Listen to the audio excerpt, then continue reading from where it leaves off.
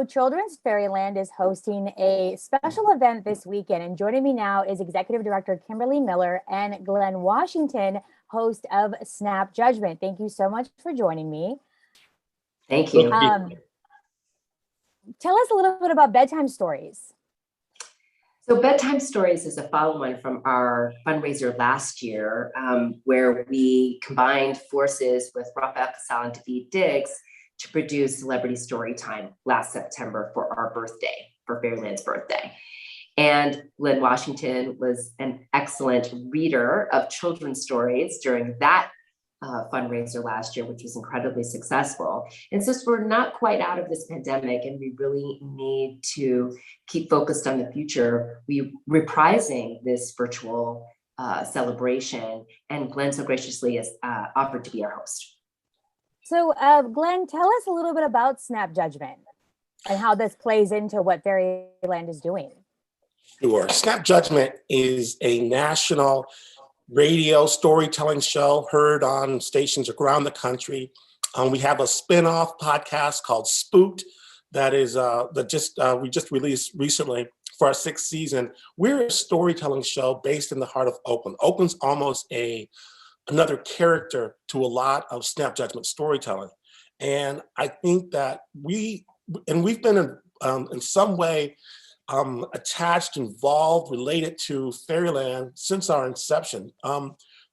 As you know, there's a lot of different storytelling outfits that have their home in Oakland. And we all kind of, Fairyland is this castle on the hill. All of us have this sort of nostalgic appreciation for this place that is made of magic and wonder. And so I'm just thrilled to be able to say, yeah, we're Snap people now that we're grown. This is where the magic starts, and people need to understand what a treasure, how rare it is to have something like this at the heart of Oakland, at the heart of Oakland imagination and Oakland storytelling. So looking ahead to this weekend, I hear there's going to be some special guests. Who exactly will we be seeing? We are definitely excited to have special readers. We're going to have Teacher of the Year, which we're excited to highlight. We did that same last year. Rafa and David will also make special appearances as they are very connected to Fairyland, continue to be and supporters of us. So we're excited to have, and we definitely are going to have a very special guest. Congresswoman Barbara Lee will be joining us reading a special book. So we're really excited about that. The puppets, there are puppets involved. There's magic. There are characters. There's a horse. There's all sorts of things I think going to take a lot of people back. That they remember this. We've been locked out of the Fairyland Magic Gates for some time because of the pandemic. This is a chance to peek back and see what all the creatures are doing in the absence. That's so true. The puppets are very special guests and hosts, co-hosts with Glynn. So we're excited to bring our puppeteering back to life. And this will work. You don't have to have the magic key, because that was my favorite part, was having my little key with me. Well, the magic key opens everything, right? Whether it's your imagination or a storybook box in person at Fairyland. But no, this is a free event for all to attend. Even though it's a fundraiser, it's free for all. We want everyone to have the opportunity to hear really fun bedtime stories. Now, with an event like this, why is it so important to build a community of storytellers? It's really important to have a community of storytellers because we want to Fairyland wants to represent our community. So Fairyland is a storybook theme park in which, we're telling lots of fairy tales, but in many instances, those fairy tales are not representative of the people in our neighborhood. And we want to make sure that we are telling the stories that reflect our community. And so we're inviting those kinds of storytellers to help us do that, help us start that tradition. This is the magic that I feel. I knew that my kids, their friends, could walk through the Fairyland gates no matter what their background was, whatever classification they put on themselves or had other put on them. that they were going to feel home here. They're going to see themselves represented in the storytelling that happened. And I don't think that it's any like, I don't think it's any oddity. I don't think it's strange that so many storytelling organizations have sprung up in Oakland that, and use lots of people from the mayor on down started their, whatever they're doing at Fairyland, telling stories that matter to people, telling stories that count. So many people look on this as their childhood home. And we want to make sure that, pandemic be damned, that the next generation of kids is going to get the same opportunity to reinvent Fairyland the same way that happened before. So now you both have mentioned the pandemic and what we've seen the past 18 months. Fairyland has reinvented itself. How has the road to recovery been?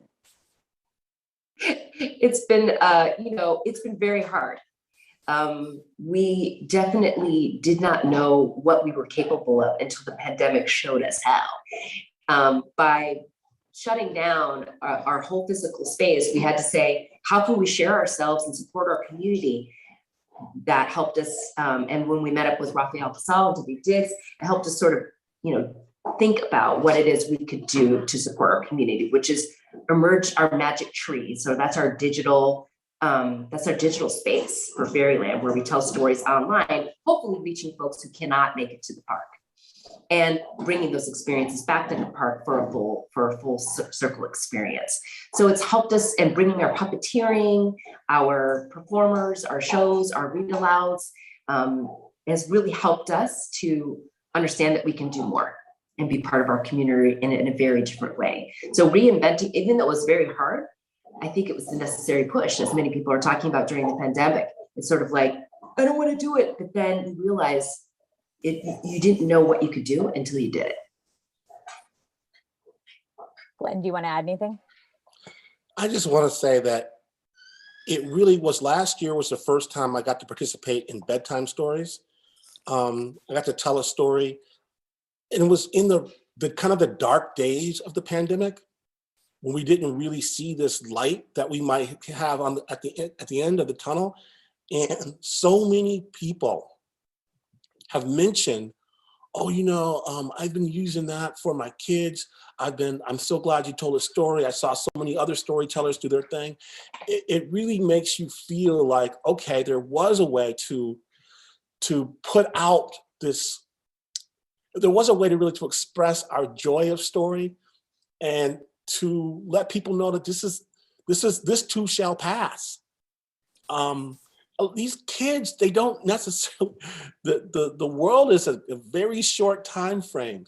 And being able to do something like this, they don't know why they couldn't go back to Fairyland. They didn't know why they had to stay inside. They didn't understand all that kind of stuff. And being able to share stories with them, I think was really, it was kind of like Oakland giving our own kids a hug. And we all needed one. We definitely did. So how can we participate in Bedtime Stories? What's the information we need to know? How can we participate? Please join us and register now for this free event at fairyland.org/bedtime. And we'll be happy to receive you. It's going to be a good time. 6 o'clock this weekend. Perfect. You want to say that last part again? What time? Sorry, I jumped the gun and got too excited. You can join us as early as 6 p.m. this Saturday, the 25th. What's that website? What's that website to call? What's that website? You can register at fairyland.org/bedtime. Anything else that you guys want to add? This has been great. Any other information that you want to plug for Fairyland, for Snap Judgment? Well, yeah, I will say this. Once you've done and finished with the children's stories, Snap Judgment is in fact dropping our brand new season 6 of Spooked. Real people, their real supernatural experiences. Be afraid and do not turn out the lights. It's scary. It's scary. Yeah. Real people. Just in time for Halloween. That's right. Listen, we're going to it. We're marching to Halloween, and we can't wait for people to hear it. Perfect. Super this is great. Thank you so much.